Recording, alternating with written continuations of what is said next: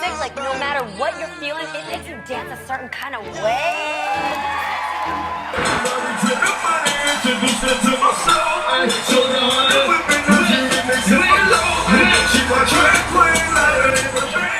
Rapper Fetty Wap has been sentenced to 6 years in prison. His sentence is for his role in a drug trafficking conspiracy that took place in parts of Long Island and New Jersey.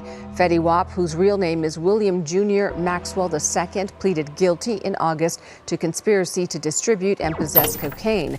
Patterson shaped me as a person because of how I look, really.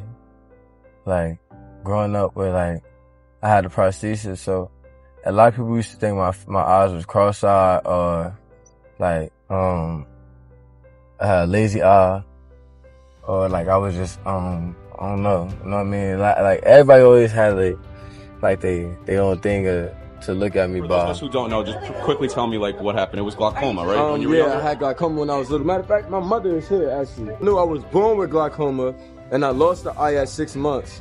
And I got reconstructive surgery when I was 12. Okay. And I just stopped wearing the prosthesis because I didn't want to look like everybody else. I wasn't supposed to be able to drive, let alone even see. I was born with congenital glaucoma, you know what I'm saying? It was supposed to affect both of my eyes, you know what I'm saying? But they saved one.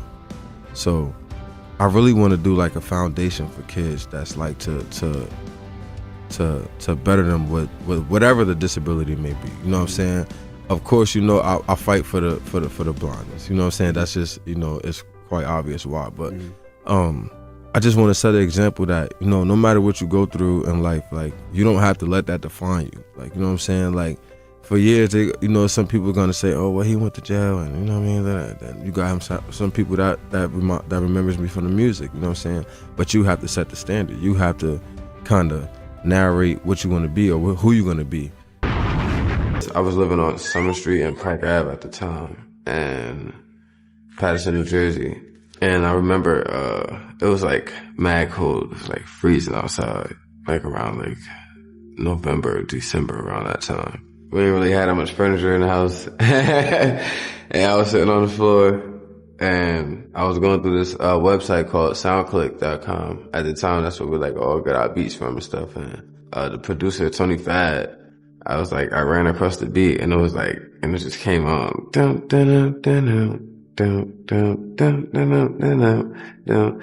I was like, yo, this is lit right here. Like, somebody do something crazy to this right here. And then I was like, just thinking about everything I was going through, you know what I'm saying? Some of the stuff we was talking about, like, all right, if we get to this part and I like, you know what I'm saying, we're gonna get this, and you know what I'm saying? And I just put it all in the song, and it was just started off with me talking to my girl. Hey, what's up, hello? Saying you're pretty ass, so that you came in the door. You know what I'm saying? That's how it started. She walked in the house, and that's how it came out. Before I actually recorded Trap Queen, I let my man at the Grit hear it first. And I was like, yo, I got this song, I want you to hear the song. And he's like, all right, bet, I'm about to come over there. And he took a little minute, he came over there, and then we went to Eastside Park, went over there to go smoke. And he put the beat on, he was on the phone at the time. And I was like doing it, and he was like, wait. He said, yo, bring that back real quick. I was like, all right, bet, so I did it again. I was like, yo, it's the one, like, I'm like, it's the one that's gonna do it. He was like, word. He was like, yo, I'm gonna set up a studio session. And a week later, I was in the studio, and I recorded it with Brian Peoples Garcia. I call him Peeps. So I had to make sure everybody know his real name. Once he heard it, he the one I was like, yo, sing harder, like sing with everything you got. I was like, all right, whatever that means. Like, I'm like, all right. And honestly, I describe my sound like it's real melodic. You know what I mean? It's and it's gritty. It's like a hood sing along. I was just going off of, like, basically off how I was feeling, like, man, you know what I mean? Me and my lady was discussing things, and we wanted to get matching, you know what I mean? We wanted to get matching foreign cars and a big house. It was just basically like a dream. Honestly, I like the rough drive better than any other version, better than the mixed version, because I feel like that's the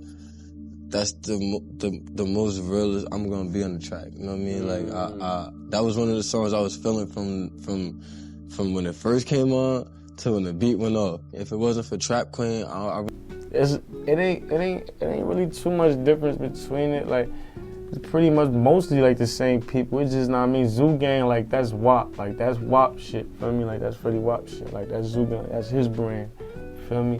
And like, feel me? And we support his brand 110% with his bros. So, I mean, we scream Zoo Gang and Remy Boyz. Like, but Remy Boyz is more of like that's like more of a, I want to say I want to say like a group, but it's not me. Like basically like the same shit. It's just a little different. Like it's like that's ran by me. Like I'm the CEO of Remy Boyz, me and Fetty Wap. Like we the CEOs of Remy Boyz, but Wap he got his Zoo Gang thing going on at the same time too. But for me, like ain't no like for me, it wasn't like he was there and then I was here and he was over there. Then somebody brought us to them. Like nah, it just was like we all lived in the same city. It was like eventually we was bound to meet throughout time. That was God's plan, and this how it happened. Real good fellas. At the moment, rich good fellas, because that's how we feeling. You know what I'm talking about? How did you end up on stage with Kanye at the Rock City in New York City for All-Star Weekend? my managers actually set that up for me. OG, Shauna Morgan, and Knit the Grit. Okay. Yeah, they set it up for me, and I was supposed to actually perform at the fashion show. Okay. And when I got to the fashion show, I didn't perform. For the fashion show, I got to meet Kanye West. Okay. And that's when I got the Yeezy, the 750 boost, you know what I mean? And like, I love him. So Kanye, I can only imagine how, like, incredible he is in person. I mean, honestly, Kanye is a cool dude. Yeah. He don't say too much to you. Right. Like, he won't so talk weird, too much. right? Like, honestly, this is exactly how the conversation went, like, you know what I'm saying? Hello. Like, hey, what's going on? And we just made eye contact, like, bro, like, I'm here. Yeah. Like, thank you for the opportunity, you know what I mean? I just said everything through eye contact. Right. Yeah. And he was like, it's lit, get this man some Yeezy boosts right now. And then we gonna turn up. Shout out to yeah. I think that's amazing, but let me tell you though, that night after you performed, Beyonce actually came to this club in New York City called The Griffin. And I was there, and Trap Queen came on. And Beyonce transformed into a trap queen, and I literally, my head exploded. Like when the Tax G incident happened, he had some people, you know what I'm saying, like press, I ain't even gonna say press, yeah, I'm gonna say press. Pressed them like, I mean, got a phone call, like, yo, we got a problem with your man P. Dice.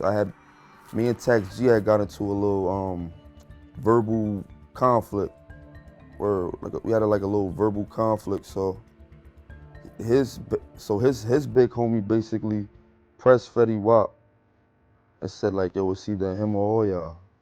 He was like, all right, it's him. It's just P. Dice. So I basically got the call. I got the call, feel me, from Knit the Grit on the way back from the show that they saying I booked the fake Remy Boyz. I ain't booked no fake.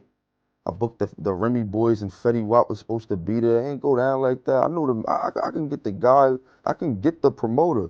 I got the receipt of what I was paid. You know what I'm saying? I got the receipt of what I was paid. Like, so that whole thing was just like fake. On the way back from that, coming back up here, I get the call from Knit the Grit.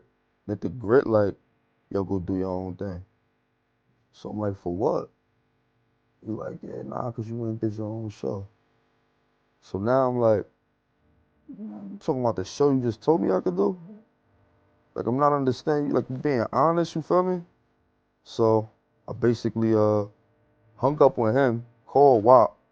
He said it wasn't his decision. Knit the Grit told me it wasn't his decision, so I hung up with him. I called Fetty Wap. Fetty Wap said, yeah. Yo, man, I'm gonna always support you, man. Got mad love for you. I'm asking him, like, yo, you threw me to the wolves?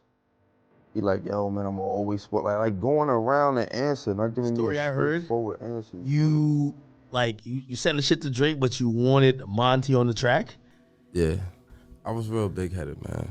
Like, one thing about me at that time, bro, nobody could tell me shit.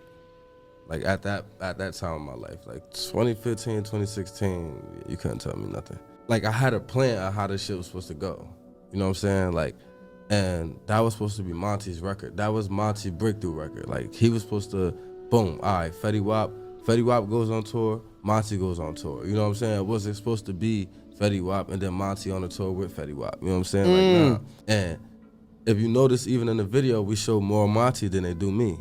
You know what I'm saying? Because it was supposed to be his record. Like, even when they named the song, I was pissed off. Like, they was like, Fetty Wap featuring Mom. I'm like, no, what the fuck is Monty featuring me? Like, that's not my song. Really? Yeah, so when he jumped on the record, you know, the first thing I asked him, like, yo, can you just take my verse off and keep Monty up there and it just let me be on the hook? And so that way my mans could be, you know what I mean? My mans he on now. Like, he on. He don't, once you get a record like that, you good. Like, you know what I'm saying? You don't got to worry about shit else no more. You feel me?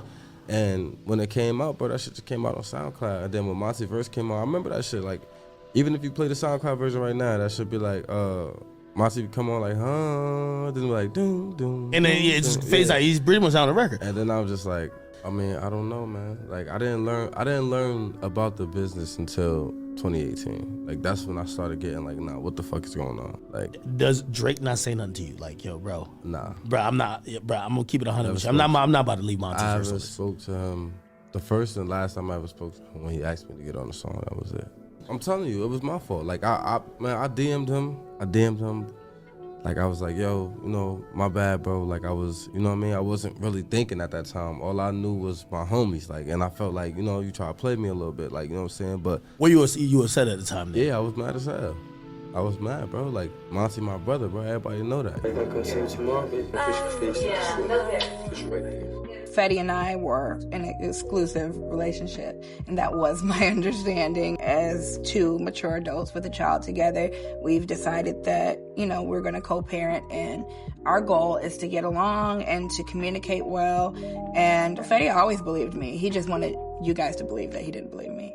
There was never any question between Fetty and I as far as paternity of our child. I feel like when he was getting attacked by media for his response, I think as a defense mechanism, he probably, you know, it's like you blocking a punch, you know, for if he can figure out a way to make it look like he's not a bad guy. And the only way to do that is to throw me under the bus. And, well, I don't know whose baby it is. How many did you make? You know, he's since apologized for it. And, you know, since he apologized, I'm just going to let it go because it doesn't help me or my daughter to harp on that anymore. Sometimes I'll catch myself being petty and he'll be the mature one. And sometimes it's like annoying because I'm upset and he won't fight with me. So, you know, it's been interesting watching how he's changed. I think we're becoming better friends now. And Willie, Fetty, is an amazing father, I will say that. He's very passionate about being a father and he loves his children very much. You can just see how he lights up and his body language around his children, and he's very, very protective and he's very hands-on. So, you know, it's a whole different side of him. My shoulder. Sitting down in Miami. I was sitting down in Miami at this Cuban spot I go to out there. And I had ordered me a steak skirt, a skirt steak, rice and beans, and a lemonade, bro. It's my favorite meal, you feel me? And at 12:36 p.m. I seen my baby mother number pop up on my phone. And at the time we wasn't really getting along like that, you know what I'm saying? So I'm thinking to myself like, oh, like I'm about to see my baby, you feel me? Like I'm about to see my daughter. And when I answered the phone, 12:36 p.m., bro, I'll never forget it. Like she looked at me, and when she looked at me, I'm like, what's up? Like, what's up? Then she dropped her head. I hung the phone up. Like, nah, what's up? Like, then she called me back again, you feel me? Then I seen the tears coming down. She like, get over here, like, right now. Come here right now. Like, come here right now. Then she showed the police officer. The police officer was like, I'm sorry. When he said I'm sorry, that's when I already like, you feel me? Like, so I say that to say this, like, none of my life will ever be that bad that's the worst thing that could ever possibly happen to me in my life. You understand? So, and I say that to say my head always high, bro. Like, I was in a real dark place after that, bro. It was 2 weeks after my 30th birthday. I turned 30 June 7th. My daughter passed June 24th. I took out $100,000 and I was about to fly to Cali. And when I landed I was flying to Cali. And when I landed out there, because we was doing my daughter's birthday that weekend, I think, and I went to the bank again, and that shit was like, hold. And I'm like, what the fuck? Like, it was jewelry and like apartments. I had a lot of fucking apartments. Like, why? I don't fucking Just for know. everybody or just for you? I just really just like I didn't like staying in hotels. Like I don't like hotels. I don't like people who just could knock on my door when they feel like it. You know what I'm saying? Like, oh, Fetty signing there. Let's go see which room he in. Yeah. Like, I ain't like that shit. So, Was you had like 5 like apartments or something like that? yeah, I have like maybe like 4 apartments in Jersey. I had like 2 apartments in Miami, a couple apartments in LA. Like when I started looking at my bills, like when I started paying my shit myself, like I'm like, what the fuck? I'm paying $10,000 a month for car insurance. Like I'm like, whoa, what I'm doing that for? I'm only driving about 2-3 of these motherfuckers. You know what I'm saying? And that's when I learned, you know, you can keep your cars, just take the insurance off if you're not gonna drive it. You know what I'm saying? Yeah. Like simple shit kind of started getting me like, I was traveling with 14, 15 niggas, 16 niggas, maybe sometimes 30 niggas. Judge sentenced rapper Fetty Wap to 6 years in federal prison for his role in a drug trafficking scheme. The Grammy-nominated rapper pleaded guilty in August 2022 as part of a plea agreement. It spared him from a potential life sentence. Prosecutors say he smuggled large amounts of heroin, fentanyl, and other drugs into New York City.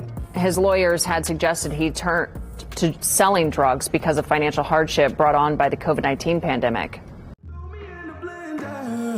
Take your time and blend it up. I will still be